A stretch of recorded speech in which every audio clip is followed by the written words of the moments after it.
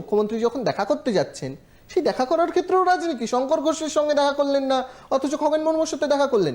এবং এই খগেন মুর্মু আদিবাসী সমাজের অন্যতম বড় নেতা। আমার খুব আশ্চর্য লাগছে যে যখন উনি এই কথাটা প্রথমে বলছিলেন, ম্যাডাম এখানে উপস্থিত আছেন কংগ্রেসের প্রতিনিধি, এবং আপনিও বললেন, শঙ্কর বাবু কিন্তু একটা ভিডিও কনফারেন্সে একটা ভিডিও বাইট দিয়েছেন।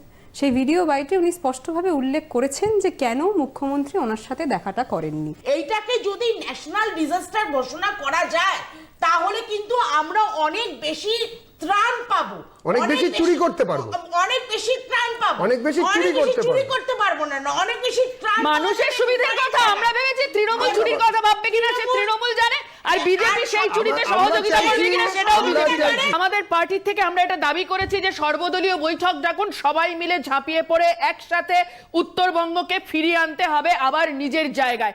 বাংলার উত্তর অংশের এই বিপর্যয় গোটা বাংলার বিপর্যয়। তৃণমূল কংগ্রেস মনে করতে পারে যে বাংলা মানে শুধুমাত্র কলকাতা, আমরা সেটা মনে করি না।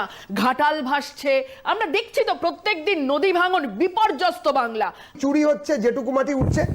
1775 কোটি টাকা বিভিন্ন খাত থেকে শুধুমাত্র এই সেচ দপ্তরের হাতে বিভিন্নভাবে কলকাতাকে বাদ দিয়ে এই প্রসঙ্গে সেচ দপ্তর আছে কিনা সেই টাকাটা কোথায় গেছে, কি কাজ হয়েছে? শুধুমাত্র ওই রকম এরকম করলে হবে? মাঝে মাঝে তো একটুখানি চল কোদাল চালাইয়েতেও নামতে হবে।